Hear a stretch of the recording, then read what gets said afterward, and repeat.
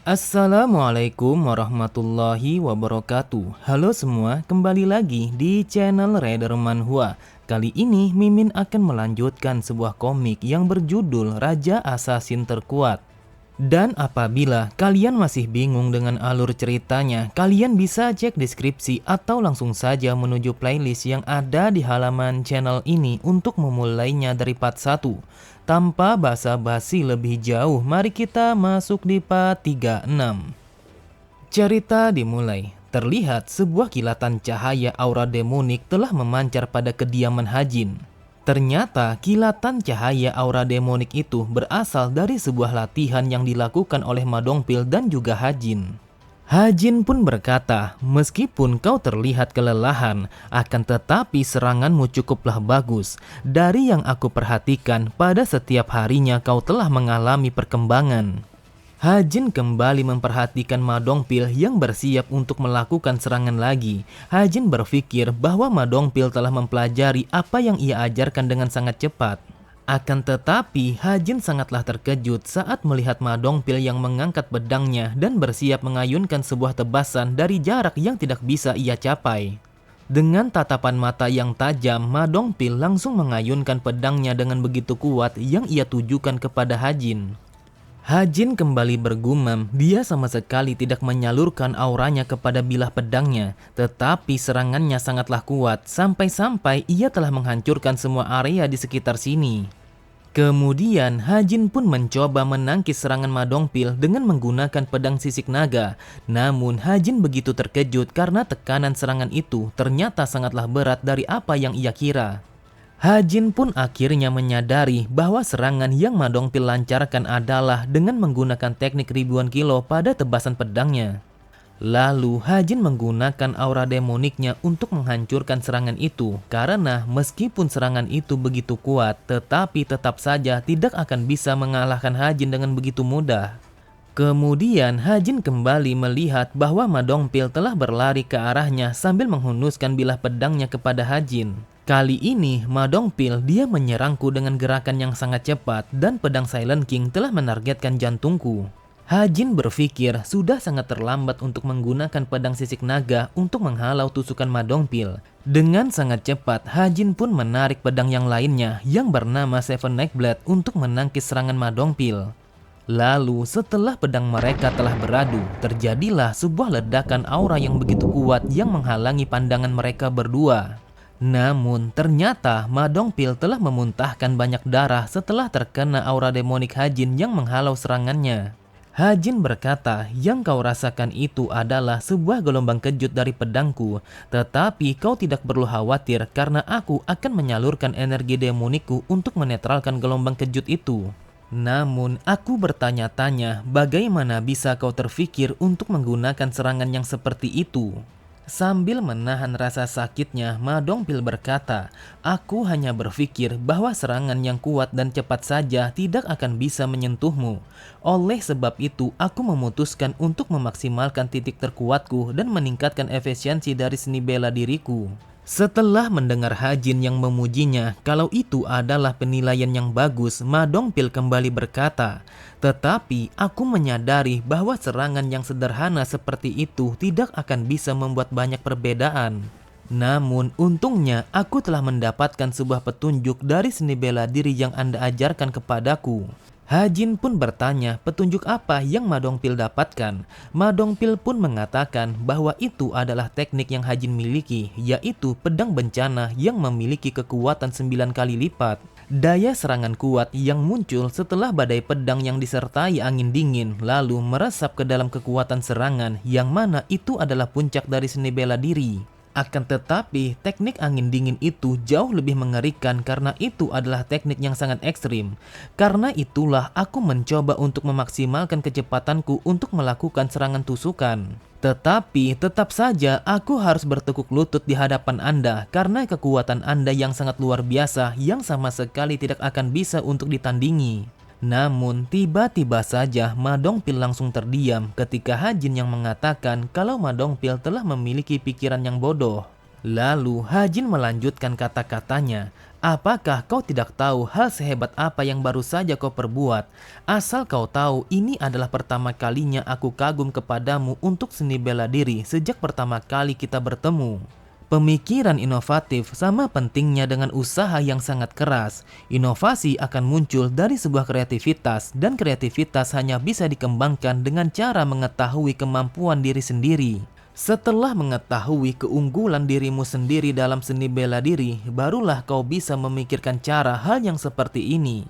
Apabila kreativitas dan percobaan seperti ini semakin menumpuk, maka barulah bisa menjadi sebuah gumpalan yang begitu besar. Lalu, apakah kau tahu gumpalan besar itu disebut apa?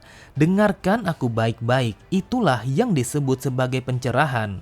Pencerahan bukanlah tentang sesuatu yang muncul hanya sesaat, akan tetapi itu adalah sesuatu yang muncul tanpa disadari melalui usaha keras dan juga latihan yang konsisten. Ma Dongpil, aku sungguh kagum kepadamu, bahkan kau telah mampu membuatku dalam bahaya. Tetapi tubuhmu masih belum menerima sebuah latihan yang cukup untuk bisa menggunakan teknik yang seperti itu. Tentu saja kau sudah berlatih cukup keras sampai sejauh ini. Akan tetapi faktanya bahwa tubuhmu tidak bisa bertahan bukanlah karena kau berlatih dengan buruk. Namun itu adalah batasan dari seni bela diri yang telah kau pelajari. Lalu sebelum Hajin pergi, Hajin pun meminta kepada Ma Dongpil untuk lebih bermeditasi agar ia bisa mengembangkan kekuatan fisiknya dalam menggunakan kekuatan yang baru saja ia tunjukkan kepada Hajin. Ma Dongpil bertanya kepada Hajin kemana ia akan pergi. Namun Hajin tidak ingin memberitahunya karena ada sesuatu yang harus ia selesaikan. Beberapa saat kemudian, Hajin pun menemukan sebuah buku catatan seni bela diri demonik yang bernama Vajrayaksa. Ia adalah salah satu dari 4 dewa yang dianggap utama dalam kepercayaan para Buddha.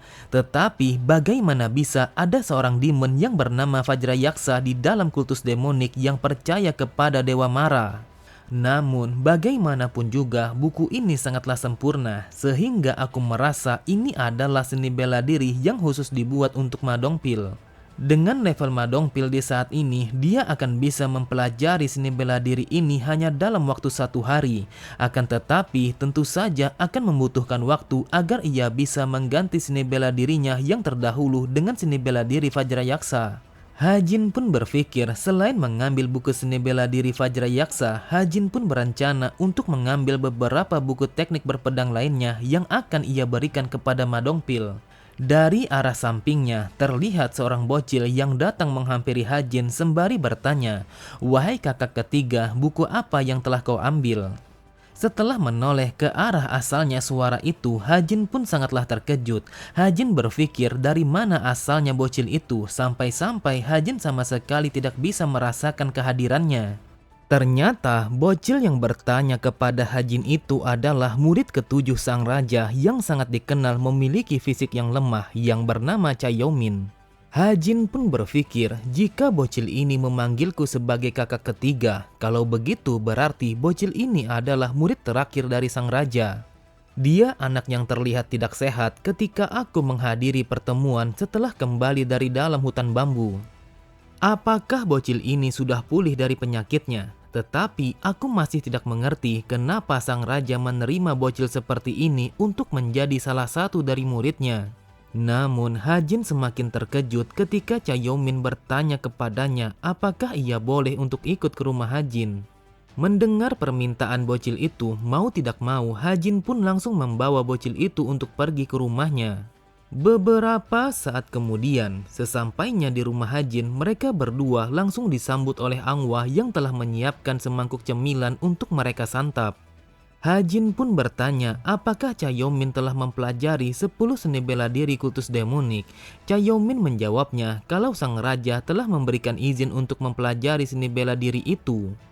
Mendengar celoteh Chayomin, Hajin bergumam, bagaimana bisa anak sekecil ini sudah mempelajari 10 seni bela diri demonik? Tampaknya sang raja sudah sangat yakin dengan kemampuan anak ini sehingga ia mengizinkan untuk mempelajarinya. Aku yakin kalau anak ini bukanlah sekedar jenius biasa. Namun apa yang harus aku bicarakan kepadanya karena aku hampir tidak pernah berbicara kepada anak-anak apalagi yang seusianya. Kemudian saat mendengar Chayomin yang mengucapkan rasa terima kasihnya, Hajin pun mengatakan kalau Chayomin boleh memakan apapun yang ia mau. Bahkan ia juga boleh membawanya sebagai oleh-oleh untuk orang-orang di rumahnya. Namun Hajin sangatlah terkejut ketika Chayomin yang melanjutkan kata-katanya. Aku hanya ingin berterima kasih karena kakak telah memberikan sebuah pelajaran kepada bajingan Hong Yumun itu. Selama ini, bajingan itu telah meracuniku. Aku bahkan tidak akan bisa hidup lebih lama lagi apabila kakak tidak memberikan pelajaran kepada bajingan itu. Hajin berkata, kau tidak perlu berterima kasih sebab aku menghajarnya hanya karena orang itu sangatlah menjengkelkan. Tetapi di dalam hatinya Hajin bergumam, ia tidak menyangka bahwa bocah itu telah berbicara dengan nada yang sangat kasar. Lalu Hajin menyadari bahwa dari kejauhan ada sebuah getaran yang mana itu berasal dari kereta istana sang raja. Tetapi Hajin begitu takjub bahwa Chayomin juga menyadari kalau getaran itu berasal dari sebuah kereta. Hajin pun berpikir dia memiliki indera yang sangat tajam karena suara kereta itu sangatlah jauh. Aku yakin anak ini pastilah orang yang sangat hebat sehingga sang raja tidak mempedulikan bentuk tubuhnya untuk menjadikannya sebagai salah satu dari muridnya. Ternyata orang yang datang sembari menggunakan kereta dari kerajaan adalah Yoseong. Hajin pun bertanya mengapa sang jenderal ahli strategi itu datang ke tempatnya dengan menggunakan kereta itu. Yoseong berkata, aku datang ke sini hanya untuk menyampaikan sebuah pesan dari sang raja. Setelah menerima surat dari sang raja dan membacanya, Hajin berkata, wakil kepala penyidik khusus pengawasan internal, ada apa dengan nama jabatan yang panjang dan serumit ini? Entah kenapa aku merasa bahwa ini akan memancing tatapan permusuhan dari pihak orang lain. Yoseong pun mengatakan, singkatnya adalah penyidik khusus. Hanya dengan mendengar namanya saja, seharusnya kau sudah memiliki sedikit gambaran apa yang harus kau lakukan. Hajin kembali berkata, jujur saja aku sangatlah bingung dan tidak mengerti mengapa jabatan ini diberikan kepadaku. Bukankah para kandidat pewaris tahta sang raja tidak akan pernah diberikan jabatan apapun?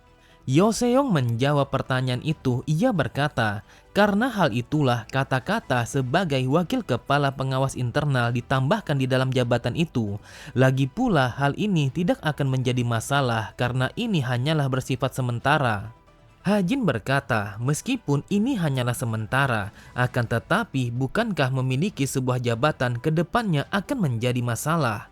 Bagaimanapun juga hal ini akan menarik perhatian para lalat. Jadi apakah ini tidak akan berdampak pada persaingan para suksesi? Yoseong berkata, seekor lalat akan selalu tertarik kepada seseorang yang memiliki jabatan tinggi dan juga kekuatan yang besar. Jadi, apakah itu adalah sesuatu yang baru? Sambil tersenyum, Yoseong melanjutkan kata-katanya. Jujur saja, aku juga khawatir tentang hal itu. Namun, tidak masuk akal jika tidak membuat pasta kedelai fermentasi hanya karena takut dengan seekor belatung. Mendengar itu, Hajin bergumam. Apa yang ia takutkan sudah jelas dari ekspresinya kalau bajingan ini sangat bersenang-senang akan hal itu. Lalu Hajin berkata, entah kenapa aku merasa kalau peran ini akan sangat merepotkan. Aku hanya berpikir setelah melihat ekspresi tawamu dan juga wajah senangmu itu. Tidak peduli seberapa banyak aku memikirkannya, tetap saja aku merasa kalau aku akan dijadikan sebagai umpan yang telah diikat pada sebuah kail. Yoseong berkata, bagaimanapun juga sang rajalah yang telah memberikan perintah ini. Jadi kau bersiaplah karena kau harus berangkat dalam 2 hari ke depan. Hajin bergumam, Yoseong memiliki pemikiran yang benar-benar tajam. Meskipun sangat jelas kalau dia tidak memiliki kekuatan bertarung yang bagus, tetapi bagaimana ia bisa setajam ini? Apakah itu yang disebut sebagai perluasan insting bertahan hidup? Kemudian Hajin teringat akan perkataan sang raja yang mengatakan, cepat atau lambat aku akan memberikan sebuah perintah. Dan juga karena kau begitu ingin menghirup udara luar sehingga kau rela meninggalkan kultus ini tanpa izin. Jadi aku merasa kalau ini akan bagus untuk orang sepertimu. Dengan wajah yang bersemangat Hajin berkata, wahai jenderal, apakah misi ini mengharuskan untuk pergi meninggalkan kultus ini? Saat mendengar Yoseong yang mengatakan kalau Hajin sangat wajib meninggalkan kultus ini untuk menyelesaikan misi itu, Hajin pun bergumam, apakah ini sudah waktunya bagiku untuk pergi meninggalkan kultus ini dan hidup dengan bebas di luar sana? Lalu Yoseong menyerahkan selembar kertas lainnya. Ia berkata, ini adalah sebuah perintah. Apakah tidak menjadi masalah apabila tidak dijelaskan situasinya meskipun instruksinya telah dituliskan di dalam sini? Dengan sangat bersemangat, Hajin pun langsung merebut kertas itu sembari mengatakan, bukankah tugasku adalah untuk mengawasi dan menyingkirkan mereka yang berbuat buruk, jadi serahkan saja kepadaku. Yoseong berkata, jika aku bisa, aku ingin tinggal lebih lama untuk minum bersamamu seperti yang sebelumnya. Tetapi aku cukup sibuk, jadi aku akan pergi sekarang juga. Bukannya menahannya, Hajin pun langsung meminta kepada para penjaga untuk menyiapkan keretanya dan meminta kepada Yoseong untuk pergi sekarang juga dari tempat tinggalnya. Sambil melambaikan tangannya, Yoseong berkata, wahai tuan muda, aku tidak bisa mengantarmu untuk pergi meninggalkan kultus ini. Jadi semoga saja kau berhasil dan kembali dengan selamat. Terlihat dari ekspresi wajahnya, Hajin mencoba menahan diri dari rasa bahagia yang tidak terkira. Karena Hajin merasa inilah waktu yang ia tunggu selama bertahun-tahun untuk pergi meninggalkan kultus demonik. Di sampingnya, Chayomin bertanya apakah Hajin baik-baik saja karena dari yang ia lihat bahwa wajah Hajin telah memerah seperti orang yang sedang sakit. Sambil tersenyum, Hajin mengatakan kalau ia baik-baik saja dan ia sama sekali tidak boleh sakit sebelum ia menyelesaikan perintah dari sang raja. Namun tiba-tiba saja Hajin langsung menarik Chayomin dan berputar bersamanya sembari meneriakkan kata kebebasan dengan berulang kali.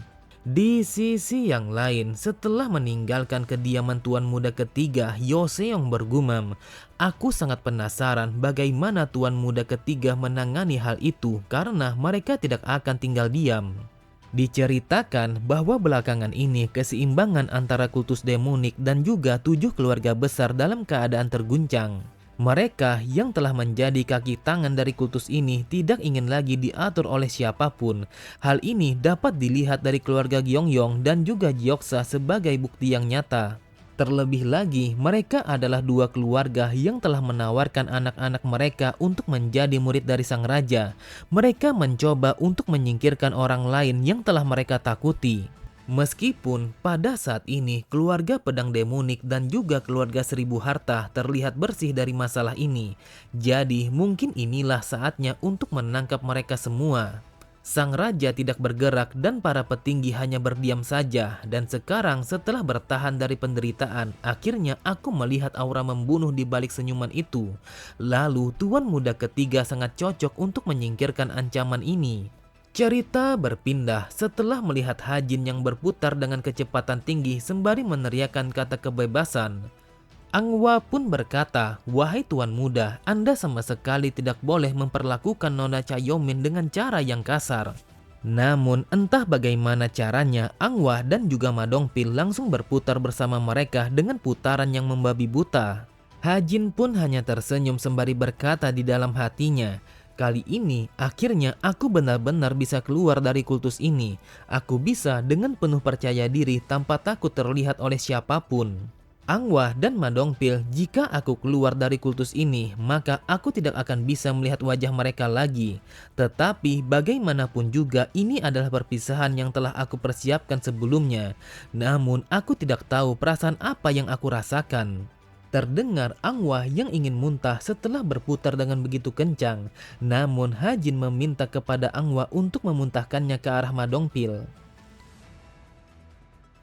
Oke semua, cukup sampai di sini dulu pembahasan alur cerita kita. Sampai jumpa di video selanjutnya. Wassalamualaikum warahmatullahi wabarakatuh.